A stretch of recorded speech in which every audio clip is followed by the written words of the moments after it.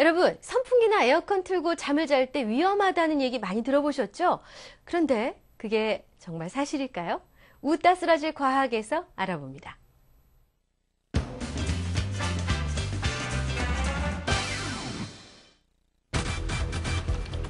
한여름 온 국민을 두려움에 떨게 하는 불청객 뉴스 제1위는 바로 선풍기로 인한 질식사 수식. 해마다 들려오는 선풍기로 인한 사망사고. 진실일까 거짓일까? 저체온증? 그거 몸이 차가워져가지고 죽는 거 아니에요? 바람 때문에 공기가 부족해서 죽는 거 아니에요? 선풍기 틀고 자다가 죽으면 그거 말이 안 되지 않아요? 열대야 속 의문의 질식사. 범인은 정말 선풍기였을까?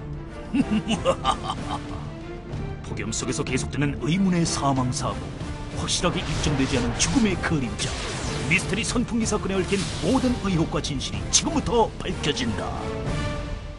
첫 번째 사건. 2009년 여름 노인 질식사 사건 발생. 야! 너! 이 자식이 네가 범인 맞잖아! 순순히 자백하는 게 좋을 거야! 지가 죄가 있다면 주인님을 좀 더 보살피지 못한 거죠. 그런 멀쩡하던 사람이 하루아침에 죽어! 그게 말이죠. 저보다 확실한 용의자가 있슈. 현장에 너밖에 없었다고 가족들이 다 말했어! 그러니까 말이에요. 범인은 그날도 제가 주인님한테 주의를 드렸었는데. 아이고 시원하다. 나 잘라니까 너 어디 가서 자. 어르신, 문 닫고 선풍기 끼고 자면 위험하대요. 그 문이라도 열고 주무세요. 귀찮게 하지 말고 어여 가서 자. 평소 꼬장꼬장한 성격을 누구도 당해낼 수 없었고 말릴 새도 없었던 사건 당일. 유력한 용의자로 지목된 그는 혐의를 부인하고 자신의 결백을 주장하기 시작하는데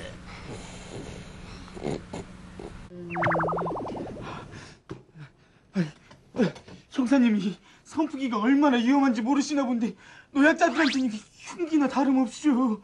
피해자의 신체 나이가 당신보다 젊게 나왔다고. 그리고 그렇게 걱정됐으면 선풍기를 끄면 되잖아. 왜 그렇게 하지 않았나? 저도 그러고 싶었죠. 근데 문을 항상 잠그고 자는 덕에 제가 이 손으로 그 문을 열 수도 없고. 실장님, 저도 얼마 전에 선풍기 질식사 사건을 들은 적이 있습니다.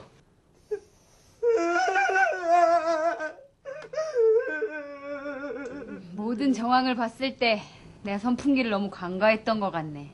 주인을 잃은 마음에 슬프기도 할 텐데. 어서 들어가 보게. 10년 넘게 주인을 잘 따랐고 주인의 죽음에 몹시 애통해하는 모습에 이모 씨는 쉽게 풀려날 수 있었다. 손발이 오그라들고 절뚝거리는 데다 심약한 그를 살인범이라고 생각하지 못했던 것.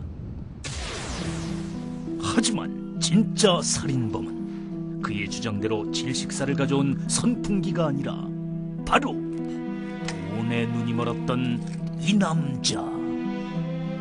주인이 평소 호흡기 질환이 있다는 걸 이미 알고 있었고 쉽게 이용했던 것뿐.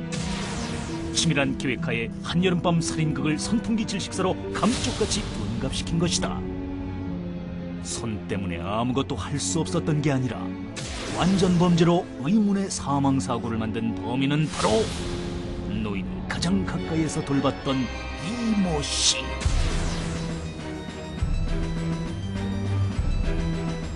그럼 여기서 잠깐! 이 사건에서 노인의 질식사는 선풍기와는 전혀 상관이 없는 걸까?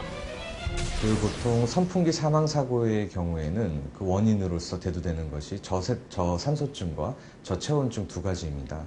근데 밀폐된 공간 안에서 그 선풍기를 틀어놨을 경우에는 산소 농도가 일부분 감소할 수는 있습니다만 정상적인 환경 내에서는 그 공기 중에 산소 농도라든가 화학 성분의 변화가 일어나지 않기 때문에 저산소증이 발생할 가능성이 적고 또 한 가지 체내 산소도 감소될 이유가 없습니다. 선풍기 질식사로 매듭짓고 무죄로 풀려났던 이모 씨. 돈 때문에 사람을 죽였다는 죄책감에 시달리며 매일매일 술독에 빠져 살았는데 이날 역시 이곳에 드리워진 죽음의 그림자.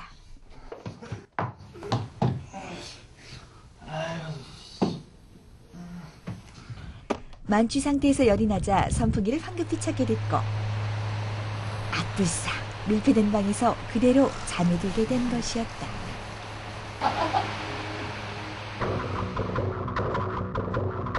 주인의 질식사 한 달 후 잇따른 사망사고. 다시 사건은 미궁 속으로 들어갔는데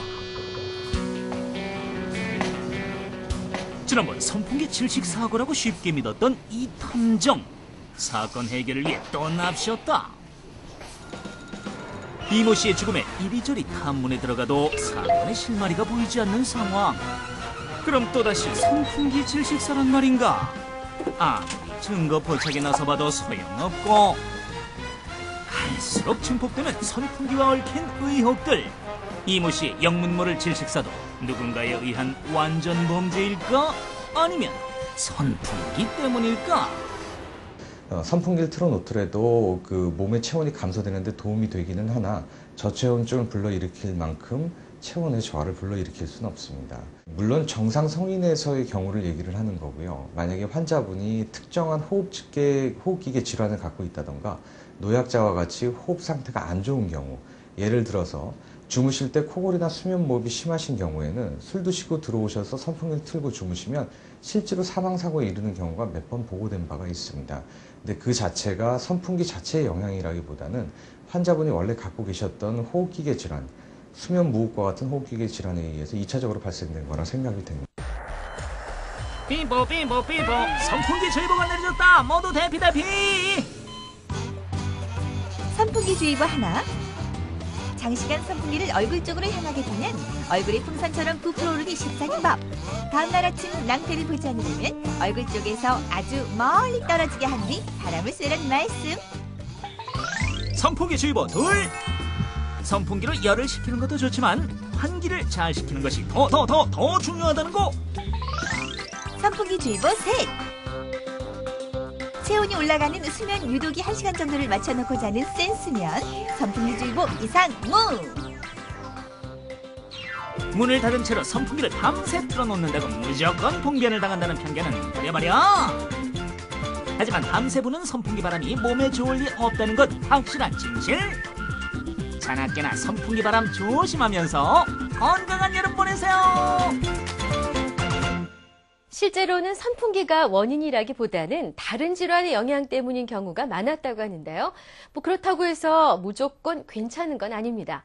밀폐된 공간에서 선풍기나 에어컨을 오래 쓰는 일은 건강한 사람에게는 별 문제가 없어도 어린이라든가 평소 건강이 좋지 않은 분들에게는 여전히 주의가 필요하다는 거 꼭 기억하십시오.